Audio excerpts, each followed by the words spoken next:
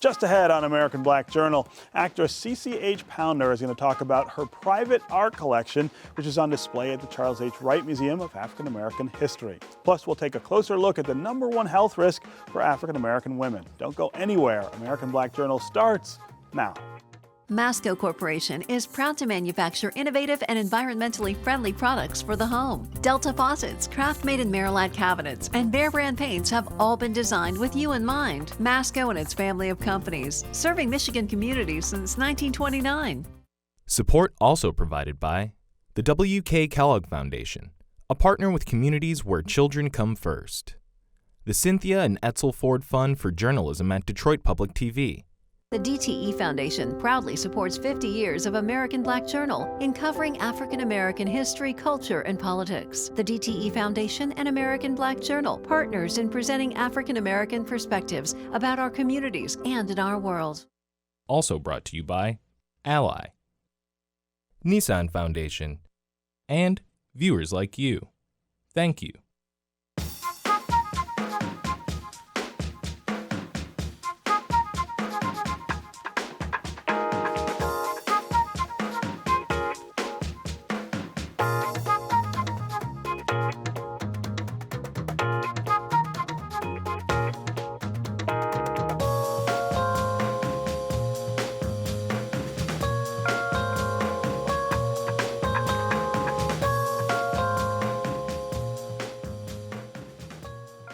Welcome to American Black Journal. I'm Stephen Henderson. Most of us recognize award-winning actress CCH Pounder for her many television and movie roles. But what you may not know is that she's also an avid art collector. An exhibition of her private collection is currently on display at the Charles H. Wright Museum of African American History right here in Detroit. It's titled Queen, and it features paintings, sculptures, and mixed media works that celebrate Black womanhood, beauty, and power. American Black Journal's Will Glover sat down with the actress at the museum for the opening of the exhibition.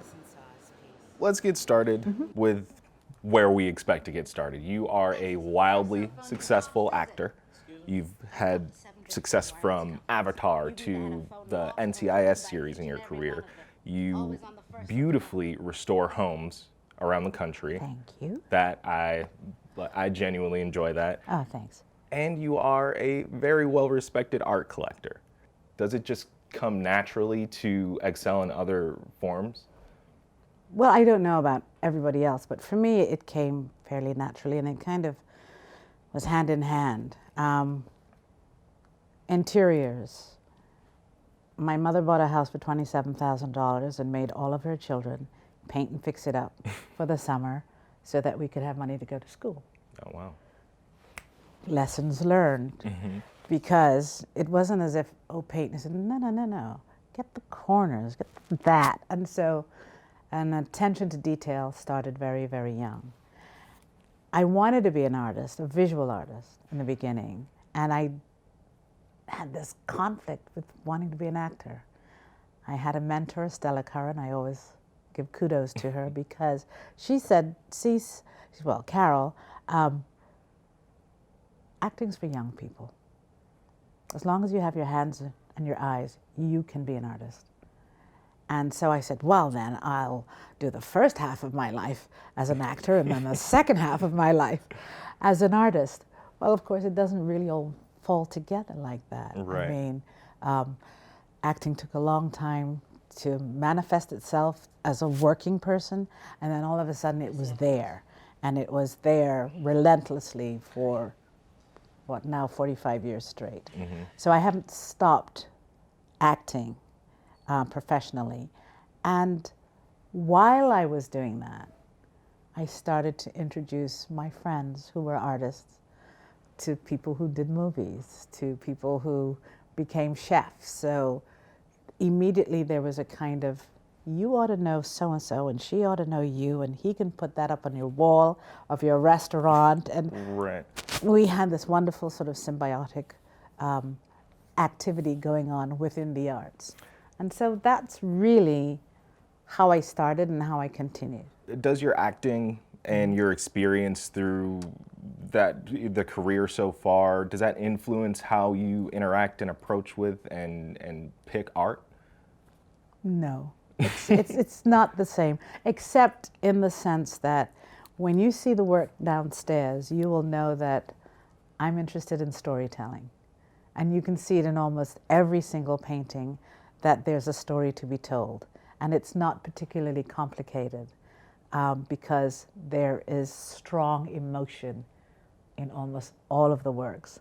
And so that is obviously my attraction, where I see something that speaks to me and I can literally almost feel the story. Right. And that's what makes it, I think, really perfect for the type of audience that sees my work. And is that what about the pieces that you select? That what is it about those pieces that makes you say this is it? Like I have to, like this is the story. I have to have it. I get that tingle down my spine. Well, I remember my late husband saying to me, I'm only married to one woman. Look at all these women in here. And I tend to gravitate to the female subject. And I feel as if the emotion of the painting that I'm seeing gives me a story that I can tell. And I can actually translate it even into characters that I've played. Right. I've even gathered strength from paintings.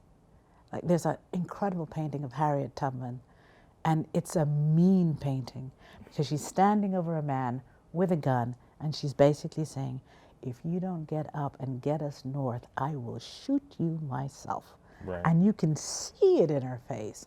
And I just went, I just have to take that home.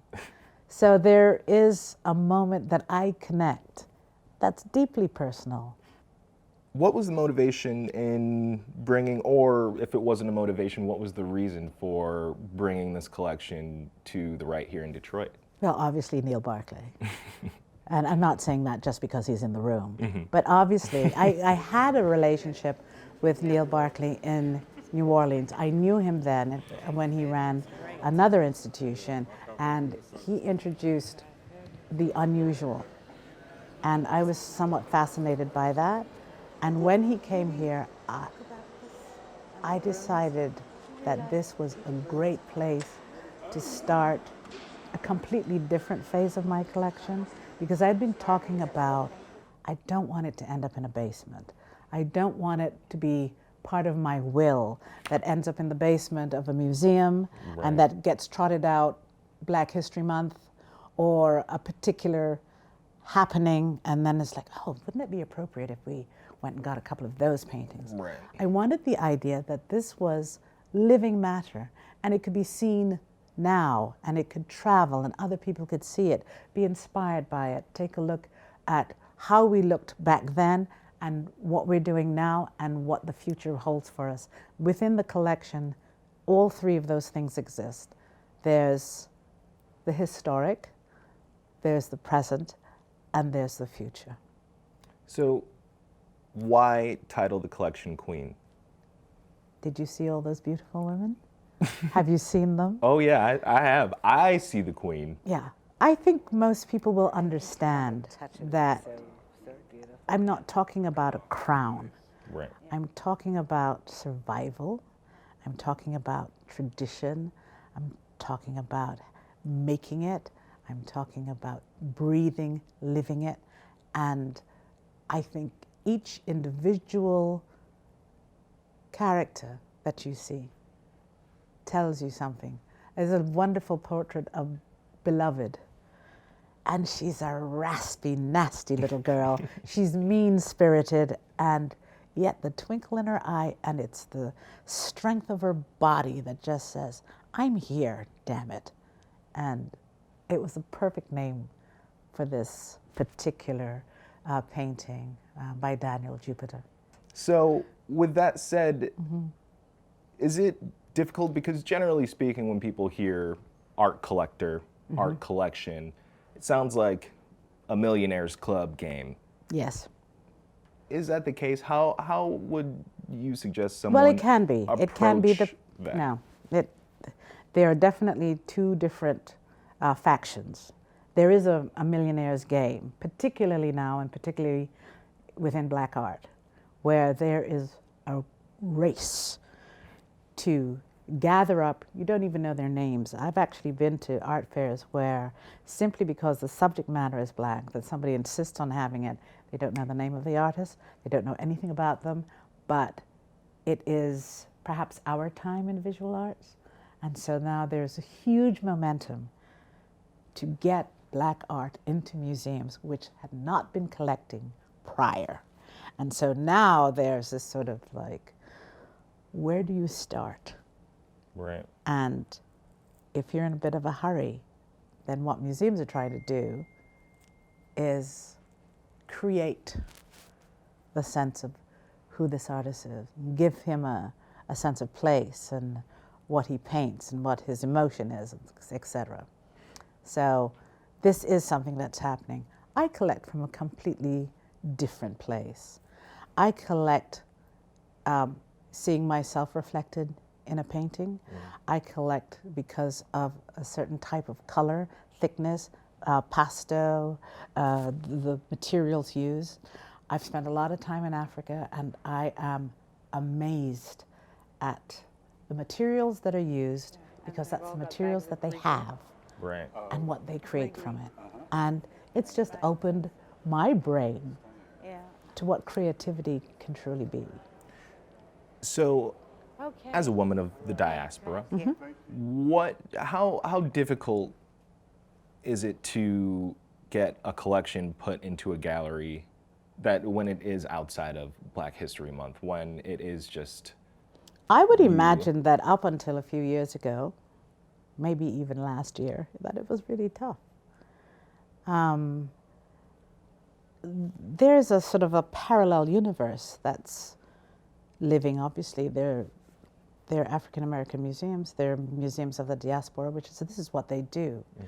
And they have not been fully supported. They have not been fully appreciated until someone else has said, my God, that's amazing. And then now we're all running behind like, I want that amazing thing as well. Right. It's kind of human nature, and I try not to judge it too much. As people experience this collection, what conversations do you hope are sparked? What kind of questions do you want people to ask? It's a lovely question, because I think the broadness of it will sort of make people curious. One, there is somewhat a bit of a history involved in it. I mean, our history. And to see those characters brought to life within a painting is pretty fascinating in terms of like, who are they? Where did they come from? Oh, I might only know this corner of American Black history, but there's also the Caribbean Black history. There's the African Black history. And they're all the little places in between where we have found ourselves, made a living and made an impact and made a difference. And so even within the 52 works that are downstairs, there is something that, if you ask a simple question, the history of it will come to life. Take a look around it.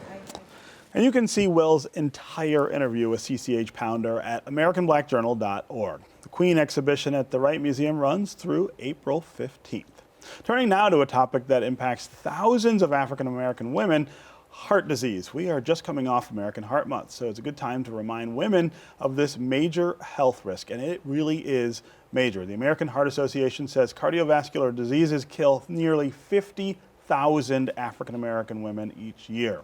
49% of Black women ages 20 and older have heart disease, and only 52% of African American women know what the signs and symptoms are of a heart attack. Joining me now are Dr. Victoria Dooley of Ascension Providence Hospital and heart disease survivor Leslie Potts-Ming. Both of you, welcome to American Black Journal. Thank you. Yeah, let's start with those numbers. Yes. 52,000. That is an incredible number of people suffering from heart disease. Yes, a woman dies every 80 seconds from heart disease here in the United States, and Black women are particularly at risk 50% of black women over the age of 20 have heart disease. And that seems like, if you're in a room of black women, 1 out of 2, that seems kind of overwhelming. lot, It right. is. And me, I don't have heart disease. My mother doesn't have heart disease. So if I wasn't a practicing physician, I would kind of question that Is that statistic a number little right? bit. Yeah. But being a practicing physician and having so many patients that are women of color, oh my God, it's just so devastating. Black women of all ages, they absolutely do have heart disease at higher rates than other women. I see it every day. Yeah. So when we say they have heart disease, give me an idea of what that actually means. I wonder if Absolutely. people really understand what heart disease is. Right. Well, heart disease could be one of a number of things. High blood pressure, especially prevalent in African American community. Yes. So hypertension or high blood pressure, heart attacks, strokes. Some people have congenital heart disease that was present when they were a child. Peripheral vascular disease, clogged arteries. So all those things are forms of heart disease. And it is especially black maternal mortality is a huge issue, and heart disease is the #1 cause of death in black women when they're giving childbirth. Yeah. Leslie, tell us your story. Hi, I'm glad to be here. Yeah. I'm glad to talk with you earlier. My story, growing up through childhood, I was very athletic. I always played sports, soccer, ran. And I remember in the 6th grade, I told my parents, like, I'm trying to run. I feel like I can't breathe. So went to the pediatrician, and they immediately said, oh, she has exercise-induced asthma. Let's give her an inhaler. Okay, fine. I used that sometimes, but I felt like it wasn't helping, so I stopped using it. Didn't really have an issue talking to my parents regarding it. So fast forward, I stopped using an inhaler. I still played sports, still played soccer. In college, I would have episodes where I would start sweating and I feel like I can't breathe and my heart was racing. I went to several different doctors out of state, trying to get some help. I was very athletic. I was probably 35, 40 pounds smaller than I am now. And they did an EKG on me and said, oh, you're fine. Don't worry about it. It took into 2006. I was pregnant with my 2nd child, and my blood pressure was really, really high. I was rushed. I was like 23 weeks pregnant. I was admitted to the hospital, and I was there until he was born. He was born stillborn. Oh, wow. And I met a cardiologist there. He did an echocardiogram, which is like an ultrasound of your heart. And he determined, he said, well, your heart is enlarged. You've had high blood pressure for a long time. I said, no, I haven't. He said, so after the birth of my son, I was home for maybe 6 weeks. He said, let's follow up in my office. I wore a Holter monitor, which is like, it looks like a small pager, two leads. And if I felt a symptom, I would press a button. I wore it for like maybe 3 weeks. That same day, and I would call over the phone. It sends a reading in the EKG strip. The doctor said, okay, I called in the pharmacy. You have SVT, supraventricular tachycardia. Wow. Your heart rate resting is 120 beats per minute. When you're pressing the button, it's at up to 220. Oh my goodness. So I was immediately put on medication, and I took the medicine, and I said, I had to take it so many times a day in a high dosage to control my issue. He said, we'll talk in the office. There are other options, and the options were cardiac ablation. So they go in through your groin, and they kill the parts of your heart that are misfiring. That first one was in May. 5 months later, my heart healed itself, so they had to do another one. Yeah, I mean, it's a story with a good ending, but I mean but listening to this story, the fear that she must have felt and not knowing. Right, and listening to the story as a black females are less likely to be believed. So you had this issue for a long time. You felt like something wasn't right. Somebody said it was one thing. That inhaler didn't help you. And so as black women, it's extra stressful. We have to be advocates for ourselves, because whenever we have pain complaints or any complaints in the medical profession, we're less likely to be believed. And that causes death. Yes. These are life and death situations. So we have to be our own best advocates as black women. We talk a lot about access to health care and taking the initiative to go and access health care if you have access to it, and that's a huge issue in our community. But what you're talking about is very different. Yes. This is someone who had access to health care, said, I don't feel good, this is not working, and still was misdiagnosed, and as you point out, not believed. Right, and it could have been fatal. African American women in their 30s are more likely to die from some type of heart disease than cancer or assaults or HIV combined. Right. Yeah, so it's a huge issue for even as young as in the 30s. And women, Black women are having more cardiac events at younger ages. So typically we think of a heart attack being an older white male. And when women go to the ER to go get addressed with chest pain symptoms, it takes longer for doctors to treat them and get them the medications that they need. There are studies that women who present with heart issues in the emergency department actually get better care when they're treated by female doctors. So there's a need for more female doctors in medicine, and especially Black female doctors. Yeah. How common is Leslie's story in terms of the outcome? That she's going to be okay, and they were able to eventually diagnose what was going on and treat it? Yes, well, early detection is crucial. So fortunately, Leslie was okay, but so many women aren't. Again, in your 30s, as a Black female, you're more likely to die from heart disease and cancers, assaults, etc. So early detection is the key, and that's why it's important to go to your doctor once a year for annual physical. Oh, you know, well, I feel okay. Why go to my doctor? Hypertension is called a silent killer, because you can be walking around with high blood pressure for years and not feel it. Some people say they feel their blood pressure, but that's very rare. So you need to go to your doctor and get some prevention and to know your numbers. You need to find out what your cholesterol is. You need to know if you have diabetes. There are millions of women who have prediabetes or diabetes and they don't know. So diabetes, high blood pressure, these are things that contribute to heart disease. So it's important to see your doctor once a year and to go over your numbers and discuss your risk. I said in the open that a lot of people don't know what the symptoms even are of heart disease or a heart attack. Let's let the viewers know what they should be looking for. Well, for me, mine is a little bit different because I have cardiac arrhythmias. So even after I had 2 ablations and I was on medication, there were times I still wasn't feeling well. So I trusted my doctor. He believed me. I wore a Holter monitor again. And at that point, I was having 3 and 4 second heart pauses. I was feeling like I was going to pass out. I have a pacemaker now. I have had it for 10 years, so that's helped me. But it's really, for me, the symptoms I felt like my heart was hiccuping. That's one thing I can describe, because I was having a lot of palpitations. So things like that. If I'm not hydrated enough, the symptoms are worse. If I feel like I'm catching a cold, I need to really get on it. And just, those are how I was feeling, my particular issues. Chest pain, palpitations, feeling like your heart is racing, difficulty breathing. Sometimes it's asthma, sometimes it's actually related to your heart. And women, because we have so many roles, right, so many hats, we're daughters and we're mothers and we're spouses and we have to work. So we often delay care for ourselves. So we're more likely to wait when we experience maybe some fatigue or some mild chest pain. I'll go lay down. Right. You know, you have a ton of other things to do. You're busy taking care of your kids and etc. And so it's really important, if you don't feel right, if you feel like flu-like symptoms but you don't have the flu, if you have chest pain, difficulty breathing, it is important to seek medical attention right away and not just dismiss it. Extreme fatigue, just out of the blue, extreme fatigue could be something's going on with your heart. Well, Leslie, I'm really glad that that things are going to work out for you, but it's a frightening story. All too common story, especially for Black women. Well, I'm glad you both were here. Thanks for sharing with us. Thank you. That is our program for today. Thanks for joining us. You can get more information on our guests at AmericanBlackJournal.org. And as always, you can connect with us on Facebook and on Twitter. We'll see you next time.